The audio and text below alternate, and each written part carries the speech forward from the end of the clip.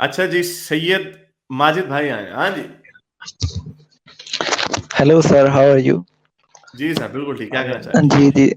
पहले मैं एक ही बात करना चाहता था, जो आप इश्तियाक अहमद के बारे में बात कर रहे थे। इश्तियाक अहमद ने जिन्होंने जिन्ना के बारे में भी हाँ किताब लिखी है और हाँ काफी। हाँ। तो एक्चुअली मैंने उनके काफी प्रोग्राम भी सुने और लेक्चर्स भी, लेकिन उसके बाद मैंने इसे खुद इन्वेस्टिगेट करने की कोशिश की। तो मुझे लगता है कि वो मे बी उन्हें पता नहीं है, या वो डिसऑनेस्ट है इस बारे में। किस बारे में? लेकिन जिना के बारे में। कैसे डिसऑनेस्ट है? आपने उनकी किताब के किताब तो पढ़े ना, उसके अंदर हर चैप्टर के नीचे जी जी उन्होंने जी, कोई इतने बिल्कुल ज्यादा रेफरेंसेस दिए हैं। उनकी sir. Every speech, listen to me, जी एवरी जी जी स्पीच जिन्ना ने जो दी है, और मुझे वो भूल गए उनके पूरे रेफरेंसेस, और जो कुछ जो उनकी जो दूसरे सेकेंडरी रेफरेंसेस जो हैं, वो he has actually gone and investigated themselves, और उन्होंने उसके रेफरेंसेस दिए हैं साहब। एक जी एक जी। दो बुक्स लिखी हुई हैं उनकी, जो पाकिस्तान गवर्नमेंट ने उनकी जो स्पीचेस को कैटलॉग किया, उन्होंने उसमें से भी सारे पूरे, तो उसके अंदर कोई एक ऐसी चीज नहीं उन्होंने बुक में लिखी। इज अ प्रोफेसर है वो, एक भी चीज ऐसी नहीं है जिसमें उन्होंने रेफरेंस ना दिया हो, जो उनके वर्ड्स हैं। अब आगे वर्ड्स को करके इंटरप्रेट आप कैसे करते हैं, you can argue on that, लेकिन जब मैंने भी जब उनकी पढ़े हैं, जो कायद आज़म के जो स्पीचेस वगैरह, so you know it makes sense कि व्हाट ही इज सेइंग। तो मुझे नहीं पता आप सर उसको सिर्फ, डिसऑनेस्ट कैसे कह सकते हैं। नहीं मैं नहीं कह रहा, मैं कह रहा हूँ शायद, यानी इन दोनों में से पॉसिबिलिटी है, शायद वो पूरी तरह मतलब किस बात सारी। बात तो बताए ना कि किस बात पे डिसऑनेस्ट है। आप कह रहे हैं सिर्फ डिसऑनेस्ट, आप सिर्फ जी इल्जाम लगा रहे हैं, आप बता नहीं रहे कि जिनाह के बारे में किस बात में डिसऑनेस्टी शो की जी है। जी, मैं इस बारे में कह रहा हूँ कि जिना के बारे में ये इल्जाम उन्होंने लगाया है कि वो शुरू से चाहते थे कि पार्टीशन हो। आई डोंट थिंक सो। और इसके बारे में अगर हारिस भाई को कोई रेफरेंसेस चाहिए तो मैं वो भी प्रोवाइड कर सकता हूँ, लेकिन ये एक आप साइड चीज है। वो मैं इस वजह से डिस्कस करना चाह रहा था कि पाकिस्तान में हमें जो स्केप्टिक्स हैं या एग्नोस्टिक्स हैं, इस तरह के लोग हैं जो भी फ्री थिंकर्स हैं, उन्हें कंजर्वेटिव्स को स्पेस नहीं देनी चाहिए, और इससे मुझे लगता है उन्हें स्पेस मिलती है कि पाकिस्तान उन्हीं के का मुल्क है, जो मुझे लगता है कि लेकिन हमें नहीं देनी। नहीं हाँ, लेकिन वो तो फिर आपके अंदर की ख्वाहिश आ जाती है। वो तो मैंने भी उनको कहा कि मैं भी उनको यही कहता हूं कि आपकी एक हमारे पास स्पीच है, वो 15 अगस्त वाली, आपने हमसे वो भी छीन ली है, कि ये भी उन्होंने एक वो की। लेकिन जब आप उसको थॉरली पढ़ते हैं, इट मेक्स सेंस। अब हम कायदे सर आजम के पीछे एक सेकंड सुन ले आर्गुमेंट। आपने जो उनका आर्गुमेंट दिया, उन्होंने आर्गुमेंट बुक में थोड़ा ज्यादा डिटेल में उन्होंने एक्सप्लेन किया। वो ये कहते हैं, ये जो काउंटर नैरेटिव जो दिया जाता है कि भाई, दो काउंटर नैरेटिव दिए जाते हैं कि शायद ही did that at that point just to gather Muslim support को गैदर करने के लिए, लेकिन सीक्रेटली।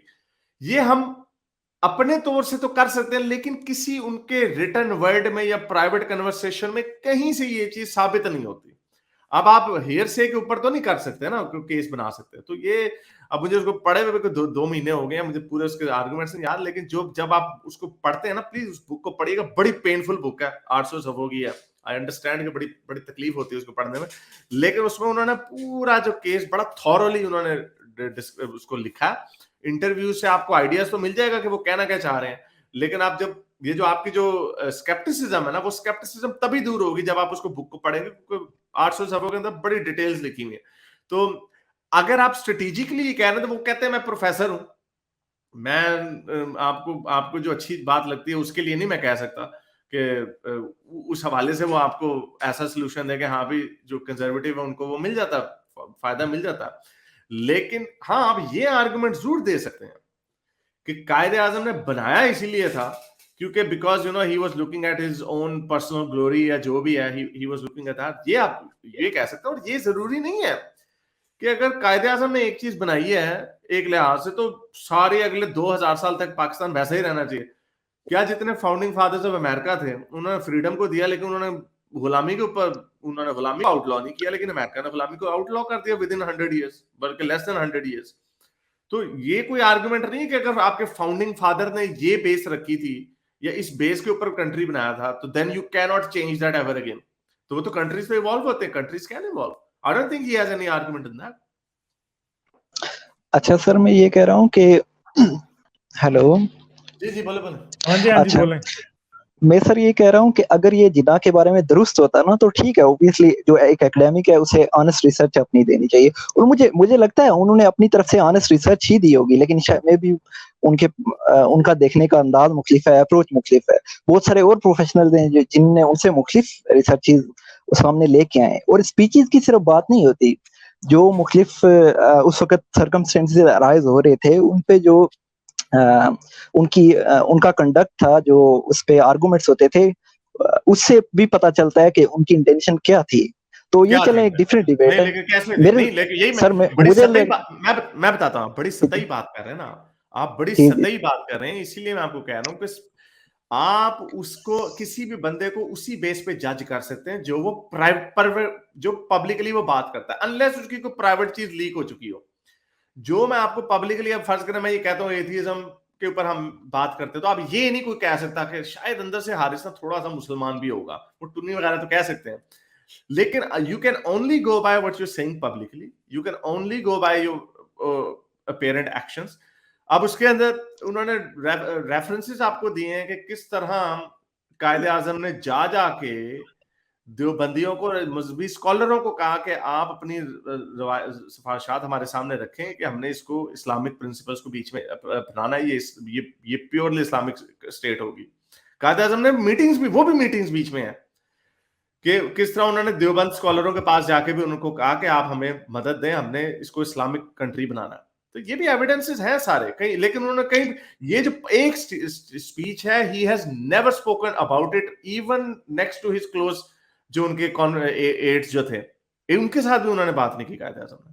तो ये तो एक उन्होंने एक स्ट्रेटेजी, और उसका पूरा उन्होंने स्ट्रेटेजी उसकी बताई कि वो उधर से नेहरू ने धमकी दी थी कि सारे मुसलमान इधर चले जाओ, पाकिस्तान आ जाओ, तो दैट मेक सेंस, और ये वो भी ऑन रिकॉर्ड ही है। तो बाकी जो आप बात कर रहे हैं आसमा जलाली की, वो बात करते हैं, उन्होंने कहा आसमा जलाली की सारी जो स्पीचेस हैं, जो उन्होंने कंजेक्चर किया कि वो पहले ये सिर्फ फॉर द स्ट्रेटेजिक रीजंस था, उसका उन्होंने कोई अपनी बुक में, उन्होंने बिब्लियोग्राफी में कोई इसके रेफरेंसेस नहीं दिया। So there is a lot more than that. मैं आई वुड से कि रीड योर बुक। मुझे भी बड़ा धचका लगा था जब मैंने ये बात सुनी थी, मैंने कहा था एक हमारे पास वो 15 अगस्त की स्पीच है, आपने वो भी हमसे छीन लिया। एनीवे सर, मैं पब्लिक कंडक्ट ही की बात कर रहा हूँ, मैं कोई छुपी हुई इंटेंशन इन चीजों की नहीं बात कर रहा, जो पब्लिकली उनके एक्शंस थे, और वो सब जो आप आयशा जलाल की आई थिंक बात कर रहे हैं, आयशा जलाल जो हिस्टोरियन है। हाँ। तो चलें, ये एक डिफरेंट डिबेट है।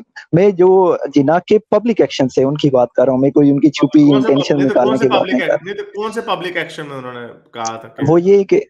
वो यही कि जब पार्टीशन होने वाली थी, उससे आई थिंक चंद दिन पहले, वो मैं आपके उसको रेफरेंस भी भेज सकता हूँ अगर आपको चाहिए, तो उन्होंने इसको जो माउंटबेटन था उसके पास जाके दोबारा से उन्होंने कहा कि अगर इस जगह पर तक कांग्रेस जा रही है कि अगर आप ऑटोनॉमी नहीं देना चाहते, क्योंकि वो ये जरूर डिमांड कर रहे थे कि आप ऑटोनमस रीजन्स बनाएं, मतलब एक यूनियन ऑफ इंडिया, उसके नीचे ऑटोनमस रीजन बनाए जिनके लोकल गवर्नमेंट्स को मैक्सिमम अथॉरिटी हो अपने इंटीरियर जो भी मामलात हैं उनको हैंडल करने के लिए। लेकिन उन्होंने अलग मुल्क की बात नहीं की थी। तो जब वो इस हद तक चला गया कि आप पार्टीशन की जाएगी, तो उन्होंने माउंटबेटन को कहा कि मैं इसको से बिल्कुल पीछे हटना चाहता, ख्वाह आप स्ट्रांग सेंटर इसकी कांग्रेस की वही बात मान ले, लेकिन पार्टीशन ना करे। तो चलें, ये एक डिफरेंट डिबेट है। मेरे इस नेक काम को जारी रखने के लिए मुझे पेपैल या पेट्रियन पे जरूर सपोर्ट कीजिए, ताकि मैं अपना पैगाम ज्यादा से ज्यादा लोगों तक पहुंचा सकूं।